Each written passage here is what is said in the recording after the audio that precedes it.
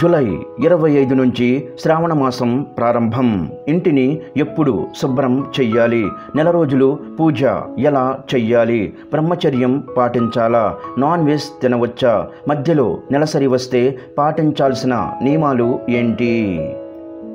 శ్రావణ మాసానికి మనం ఇంటిని ఎప్పుడు శుభ్రం చేసుకోవాలి?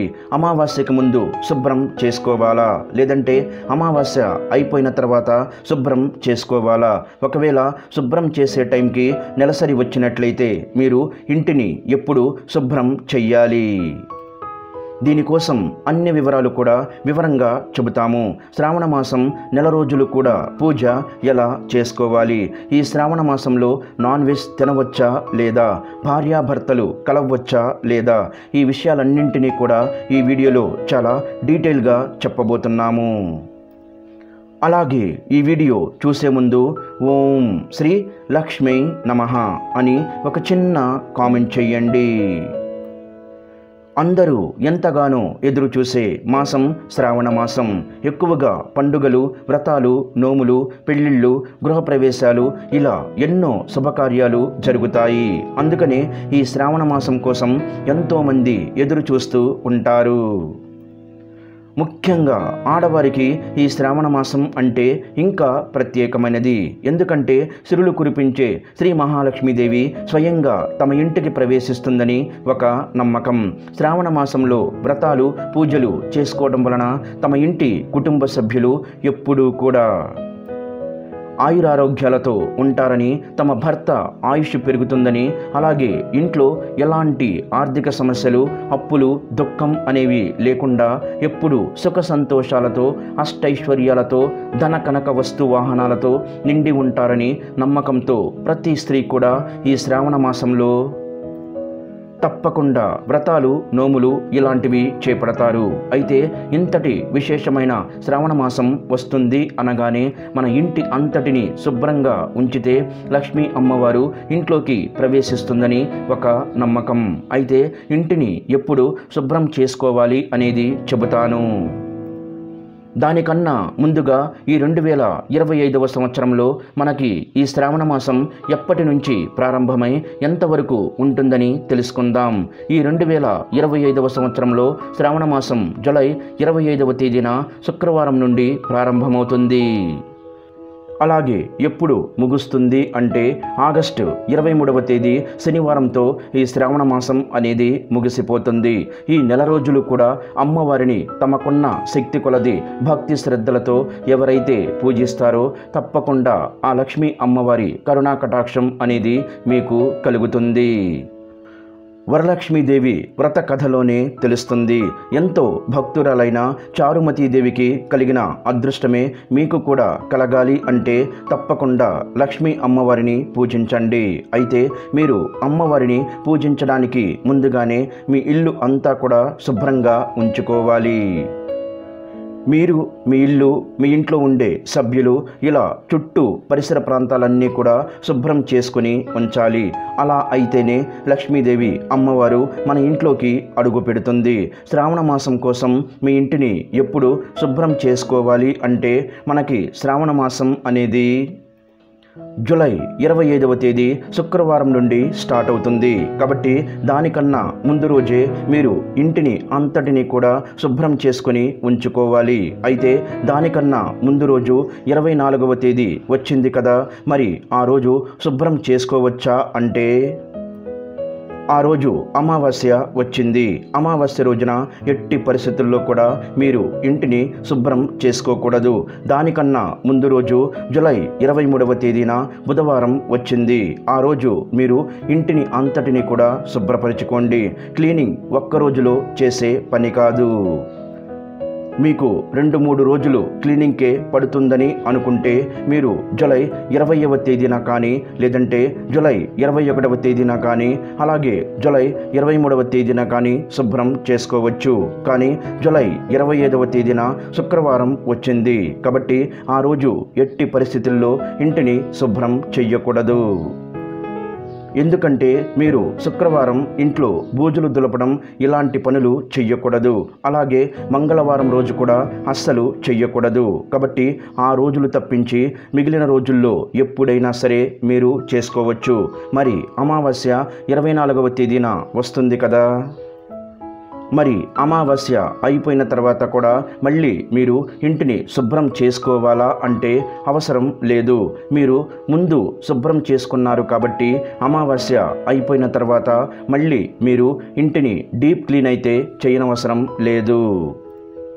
మాకు శ్రావణ మాసంకి ముందే ఇంటిని శుభ్రం చేసుకోవడం కుదరదు. మరి శ్రావణ మాసం వచ్చిన తర్వాత ఇంటిని క్లీన్ చేసుకోవచ్చా అంటే చేసుకోవచ్చు, ఏం పర్వాలేదు. ఇంటిని శుభ్రం చేసుకున్న తర్వాత మాత్రమే మీరు పూజలు అయితే స్టార్ట్ చేయండి. మనకి జూలై 25వ తేదీ నుండి శ్రావణ మాసం ప్రారంభం అవుతుంది. 25వ తేదీన శుక్రవారం వచ్చింది కాబట్టి ఆ రోజు క్లీనింగ్ లాంటివి ఏమీ పెట్టుకోకండి. అలాగే 26వ తేదీన శనివారం వచ్చింది కాబట్టి మీరు శనివారం ఇంటిని అంతటిని కూడా క్లీన్ చేసుకోండి. ఇంకా 27వ తేదీన ఆదివారం రోజు కూడా మీరు క్లీన్ చేసుకోవచ్చు. ఇలా శనివారం ఆదివారం క్లీన్ చేసుకున్న తర్వాత మీరు పూజలైతే స్టార్ట్ చేసుకోవచ్చు. ఎందుకంటే మనకి వరలక్ష్మి వ్రతం అనేది ఆగస్టు 8వ తేదీన వచ్చింది కాబట్టి దానికన్నా ముందు శుభ్రం చేసుకొని ఉంచుకోండి. మరి నాన్ వెజ్ తినే రోజున ఇంటిని పూజా మందిరాన్ని క్లీన్ చేసుకోవచ్చా అంటే చేసుకోకూడదు. నాన్ వెజ్ తినకముందే మీరు పూజా మందిరాన్ని, దేవుడి పటాలని, అలాగే దేవుడికి సంబంధించిన పూజా సామాగ్రిని కూడా క్లీన్ చేసుకోవాలి. నాన్ వెజ్ తిన్న తర్వాత మాత్రం అవన్నీ కూడా అస్సలు ఎట్టి పరిస్థితుల్లో ముట్టుకోవడం కానీ చెయ్యకూడదు. నెక్స్ట్ డే స్నానం చేసిన తర్వాత మాత్రమే ముట్టుకోండి. తర్వాత శ్రావణ మాసానికి ఇంటిని అంతటిని కూడా క్లీన్ చేసుకొని పెట్టేసుకున్నారు. అలాగే అన్నీ కూడా సిద్ధం చేసుకొని ఉంచుకున్నారు. కానీ అంతలోకి మీకు నెలసరి వస్తే ఏం చెయ్యాలి? మరి నెలసరి టైం అయిపోయిన తర్వాత కూడా మళ్ళీ ఇంటిని డీప్ క్లీన్ చేసుకోవాలా అనే డౌట్ కొంతమందికి అయితే ఉంటుంది. అంతా ఇంటినైతే డీప్ క్లీన్ చేయవలసిన అవసరం ఏమీ లేదు. ఎందుకంటే మీరు ఆల్రెడీ ఇంతకుముందు చేశారు కాబట్టి ఆ 3 రోజులు స్నానం అయిన తర్వాత ఇంట్లో మీరు ఎక్కడైతే తిరిగారో అంటే ఎక్కడెక్కడ ఏ రూమ్లో ఉన్నారో అన్ని రూముల్లో కూడా మ్యాప్ పెట్టేసుకోండి. అవన్నీ కూడా మీరు ఒక్కసారి వాష్ చేసుకోండి. పూజా మందిరంలోకి మనం ఎలాగో వెళ్ళం కాబట్టి ఆ పూజా మందిరంలో ఉండే సామాన్లను క్లీన్ చేసుకోవాల్సిన అవసరమైతే లేదు. మీరు కొద్దిగా పసుపు నీటితో ఇంటిని అంతటిని కూడా శుద్ధి చేసుకుంటే సరిపోతుంది. కానీ మీరు ఎక్కువగా వెళ్ళేది కిచెన్లోకి, బెడ్రూమ్లోకి వెళతారు కాబట్టి కిచెన్లో ఉన్న వాటిని క్లీన్ చేసుకోండి. అలాగే మీరు బెడ్రూమ్లో ఏవైతే బెడ్షీట్స్ని, పిల్లో కవర్స్ పట్టుకున్నారో వాటన్నింటినీ కూడా క్లీన్ చేసుకొని ఇంట్లో ఏదైనా గంగాజలం ఉంటే గంగాజలం చల్లుకోండి. లేదంటే పసుపు వాటర్ అయినా చల్లి 5వ రోజు నుంచి మీరు పూజ అనేది స్టార్ట్ చేయవచ్చు. ఒకవేళ మీకు శ్రావణ మాసం మధ్యలో నెలసరి వచ్చినా సరే ఆ 5 రోజులు పూజలు ఏమీ చెయ్యకండి. 5 రోజులు స్నానం అయిన తర్వాత ఇంటిని అంతటిని కూడా ఇప్పుడు మేము చెప్పిన విధంగా క్లీన్ చేసుకొని ఆ తర్వాత నుంచి మీరు పూజలైతే స్టార్ట్ చేసుకోవచ్చు. ఒకవేళ మీ ఇంట్లో ఒక్కరు కాకుండా 2, 3 లేడీస్ ఉన్నట్లయితే వారికి కూడా అడ్డంకి ఉంటుంది కదా.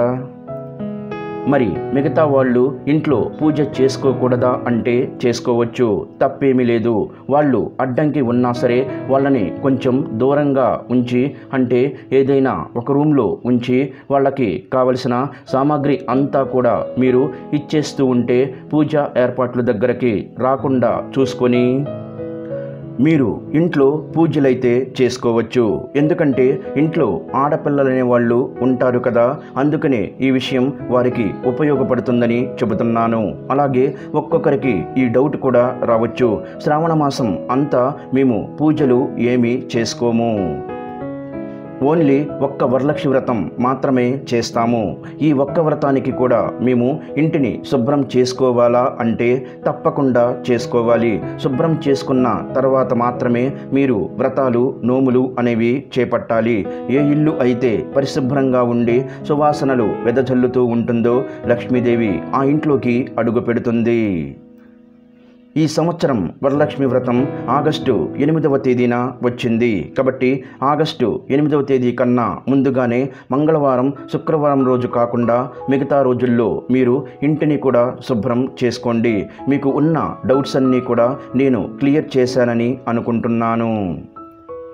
మీకు ఇంకా ఏమైనా డౌట్స్ ఉంటే కామెంట్ బాక్స్లో నన్ను అడగండి, తప్పకుండా మీకు రిప్లై ఇస్తాను. అలాగే ఈ శ్రావణ మాసంలో నెల రోజులు కూడా పూజ ఎలా చేసుకోవాలి, శ్రావణ మాసంలో నెల రోజులు పూజ చేసుకోవడానికి పెద్దగా హైరానా అయితే ఏమీ పడకండి. మీరు రోజు నిత్య దీపారాధన ఎలా అయితే చేసుకుంటారో అలానే చేసుకోవచ్చు. రోజు ఉదయాన్నే నిద్ర లేవడం, తలంటు స్నానం చేయగలిగితే చెయ్యండి. లేకపోతే రోజు తలంటు స్నానం చెయ్యలేకపోయినా పర్వాలేదు. లేకపోతే 2 లేదా 3 రోజులకు ఒక్కసారి తలస్నానం చేసినా పర్వాలేదు. చేసిన తర్వాత ఇల్లంతా కూడా తుడిచి మ్యాప్ పెట్టేసుకోండి.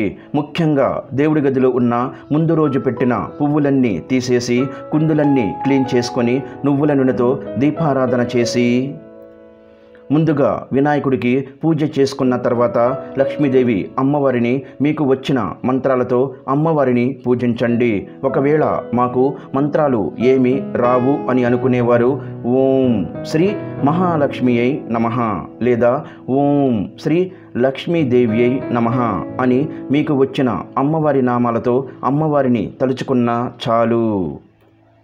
మంత్రాలే రానవసరం లేదు. అమ్మవారిని మన మనసులో మనస్ఫూర్తిగా ధ్యానం చేసుకుంటూ పూజ చేస్తే సరిపోతుంది. లక్ష్మీ అమ్మవారికి ఏదో ఒక నైవేద్యం పెట్టి, అంటే పాలు కానీ పండ్లు కానీ బెల్లం ప్రమాణం ఇలా ఏదో ఒకటి ఉంటుంది కదా, ఇలా ఏదో ఒకటి నైవేద్యం పెట్టి మీరు అమ్మవారికి నీరాజనం సమర్పిస్తే సరిపోతుంది. మీరు పూజ చేస్తున్నప్పుడు శ్రీ సూక్తం కానీ కనకధార స్తోత్రం, లక్ష్మీ అష్టోత్తర శతనామావళి, అష్టలక్ష్మి స్తోత్రం పఠిస్తే మీకు లక్ష్మీ అమ్మవారి అనుగ్రహం తప్పకుండా కలుగుతుంది. ఈ విధంగా మీరు నెల రోజులు కూడా పూజ అనేది నిర్వహించుకోవచ్చు. అలాగే మనకి శ్రావణ మాసంలో వచ్చే ముఖ్యమైన రోజులు అనేవి ఉంటాయి కదా. శ్రావణ శుక్రవారాలు, శ్రావణ శనివారాలు, శ్రావణ మంగళవారాలు, శ్రావణ సోమవారాలు, ఇలా ముఖ్యమైన రోజుల్లో మాత్రం ఆయా వారాల్లో వచ్చే దేవుళ్ళకి కొంచెం ప్రత్యేకమైన పూజలు అయితే నిర్వహించాలి. అలాగే నెల రోజులు కూడా మేము దీపారాధన చేసుకొని పూజ చేసుకుంటున్నాం కదా, మరి ఉపవాసం ఉండాలా, నేల మీద పడుకోవాలా, ఈ సందేహాలు కూడా మీకు రావచ్చు. నెల రోజులు మేము పూజ చేసుకుంటాం అమ్మ అని అమ్మవారికి చెప్పుకొని మీరు సంకల్పం తీసుకున్నట్లయితే మీరు తప్పకుండా అమ్మవారికి నెల రోజులు పూజ చేయాల్సి ఉంటుంది. ఉపవాసం ఉండాల్సి ఉంటుంది. నేలపైన పడుకోవాల్సి ఉంటుంది. ఇవేమీ మేము చెయ్యలేము. మేము మామూలుగానే మాకు ఎన్ని రోజులు కుదిరితే అన్ని రోజులు దీపారాధన చేసుకుంటామని అనుకునేవారు మేము చెప్పిన విధంగా రోజు దీపారాధన చేసుకోండి. ఒకవేళ సంకల్పం తీసుకున్న వారైతే రోజు నిత్య దీపారాధన అమ్మవారికి పూజలు నిర్వహించాలి. ఉదయం సాయంత్రం కూడా అమ్మవారికి దీపారాధన చేసుకోవాలి. మీకు వీలైతే ఉపవాసం ఉండండి. శ్రావణ మాసం అంతా ఉపవాసం ఉంటే మీకు చాలా మంచి జరుగుతుంది. అలాగే తప్పకుండా బ్రహ్మచర్యం పాటించాలి. అంటే భార్యాభర్తలు కలవకుండా ఉండాలి. నెల రోజులు చేసుకుంటామని అనుకునేవారు ఈ నియమాలన్నీ కూడా పాటించాలి. అలాగే నాన్ వెజ్ లాంటివి ఏమీ కూడా తినకూడదు. ఇవన్నీ మేము చెయ్యలేము. మధ్యలో మాకు ఆటంకాలు అనేవి వస్తాయి. అలాగే మాకు ఇంట్లో చిన్నపిల్లలు ఉంటారు, అత్తమామలు ఉంటారు, మాకు చాలా పనులు ఉంటాయి. ఇవన్నీ మేము చెయ్యలేము అని అనుకునేవారు కొన్ని ప్రత్యేకమైన రోజులు అని చెప్పాను కదా. శ్రావణ శుక్రవారం, శ్రావణ మంగళవారాలు ఇలాంటి రోజుల్లో మాత్రం తప్పకుండా మీరు ఈ నియమాలన్నీ పాటించాలి. అల్లం, వెల్లుల్లి లాంటివి కూడా తినకుండా ఉంటే చాలా మంచిది. మరి మిగిలిన రోజులు అమ్మవారికి పూజ అనేది చేసుకోవడం లేదు కదా, మరి నాన్ వెజ్ లాంటివి తినవచ్చా అనే సందేహం కొంతమందికి రావచ్చు. అందరికీ కాదు, కొంతమందికి మాత్రమే చెబుతున్నాను. మిగిలిన రోజుల్లో మీరు పూజ చేసుకోవడం లేదు కాబట్టి మీకు నచ్చినట్లుగా మీరు ఉండండి, అంటే నాన్ వెజ్ తినవచ్చు. అలాగే బ్రహ్మచర్యం పాటించవలసిన అవసరం లేదు, ఉపవాసం ఉండవలసిన అవసరం లేదు, అలాగే నేలపై పడుకోవలసిన అవసరం లేదు. మీరు పూజ చేసేటప్పుడు మాత్రమే ఇవన్నీ తప్పక పాటించాలి. అలాగే నెల రోజులు పూజ చేసుకున్నవారు ఈ నియమాలన్నీ ఖచ్చితంగా పాటించాలి. ఒకవేళ నాన్ వెజ్ తినే రోజున కాకుండా నెక్స్ట్ డే పూజ చేయాల్సి వస్తే ఆ రోజున తప్పకుండా తలంటు స్నానం చేసి మీరు పూజనైతే చేసుకోవాల్సి ఉంటుంది. మరి భార్యాభర్తలు కలిస్తే నెక్స్ట్ డే తలస్నానం చేసి పూజ చెయ్యాలా అంటే అవసరం లేదు. మీరు తలస్నానం చేయగలిగితే చెయ్యండి. తలస్నానం చేస్తే మంచిది. అలాగే చెయ్యకుండా పూజ చేసినా పర్వాలేదు, కానీ నాన్ వెజ్ తిన్న రోజున మాత్రం తప్పకుండా తలస్నానం చెయ్యాలి. ఎందుకంటే ఆడవారికి పాపిట్లో గంగాదేవి ఉంటుందని చెబుతారు. అందుకని మీరు రోజు తలస్నానం చెయ్యకపోయినా పూజ చేసుకోవచ్చు. కానీ మగవారైతే అలా కాదు. మగవాళ్ళు పూజ చేసేవారైతే రోజు తలంటు స్నానం చేసిన తర్వాత మాత్రమే ఇంటి యజమాని అంటే మగవారు పూజ చెయ్యాల్సి ఉంటుంది. ఇది మామూలు రోజుల్లో దీపారాధన చేసుకోవడానికి మాత్రమే చెబుతున్నాను. కానీ ప్రత్యేకమైన రోజులు అంటే శ్రావణ శుక్రవారాలు, మంగళవారాలు, నోములు, వ్రతాలు చేపట్టేటప్పుడు మాత్రం తప్పకుండా ఆడవారు కూడా తలస్నానం చేసి ఈ వ్రతాలు, నోములు అనేవి చేపట్టాలి. ఈ శ్రావణ మాసం నెల రోజులు కూడా మేము ఎలాంటి సంకల్పం అనేది తీసుకోకుండా నార్మల్గా మేము దీపారాధన చేసుకుంటాము. మరి ఇలా చేసుకున్నప్పుడు నాన్ వెజ్ తినవచ్చా అంటే మీరు ఉదయం పూజ చేసుకుంటారు కాబట్టి పూజల తర్వాత మధ్యాహ్నం వేళలో మీరు నాన్ వెజ్ లాంటివి ఏవైనా సరే తినవచ్చు. పూజకు ముందుగా మాత్రం అస్సలు తినకూడదు అని గుర్తుపెట్టుకోండి. పూజ తర్వాత మీరు తిన్నా పర్వాలేదు, కానీ సాయంత్రం వేళల్లో మళ్ళీ మీరు పూజ చేసుకోవడానికి వీలు లేదు. నెక్స్ట్ డే తలస్నానం చేసిన తర్వాత మాత్రమే మీరు పూజనైతే చేసుకోవాల్సి ఉంటుంది. ఎంత భక్తితో, నిష్ఠతో, మనస్ఫూర్తిగా మీరు అమ్మవారిని పూజిస్తారో అంత తొందరగా మీకు లక్ష్మీ అనుగ్రహం లభిస్తుంది. ఆ అమ్మవారి చిన్న చూపు మన పైన పడితేనే ఆ అమ్మ కటాక్షం మనకి కలిగినంత ఎంతో అదృష్టంగా మనం భావిస్తాము. లక్ష్మీ అమ్మవారు ఎక్కడుంటే అక్కడ అష్టైశ్వర్యాలు, సుఖ సంతోషాలు పొంగి పొర్లుతాయి. కాబట్టి అమ్మవారు ప్రతి ఒక్కరి ఇంట్లో ప్రవేశించాలని కోరుకుంటారు. లక్ష్మీ అమ్మవారు మీ ఇంటికి తప్పకుండా ప్రవేశించాలి. అమ్మవారి కటాక్షం కలగాలి అంటే మేము చెప్పిన విధంగా నియమాలను పాటించి ఈ శ్రావణ మాసం నెల రోజులు కూడా ఈ విధంగా పూజనైతే చేసుకోండి. తద్వారా లక్ష్మీదేవి అనుగ్రహం మీ కుటుంబంపై ఎల్లవేళలా ఉంటాయి. ఈ వీడియో గనక మీకు నచ్చినట్లయితే ప్లీజ్ లైక్ చేసి మీ ఫ్రెండ్స్కి షేర్ చేయండి. అలాగే మా కొత్త వీడియోస్ మీకు వెంటనే చేరాలంటే మా ఛానల్ని సబ్స్క్రైబ్ చేసుకొని పక్కనే ఉన్నటువంటి బెల్ ఐకాన్ని ప్రెస్ చేయండి. ధన్యవాదములు. ఈ వీడియోని లైక్ చేసి తర్వాత వీడియోని చూడండి.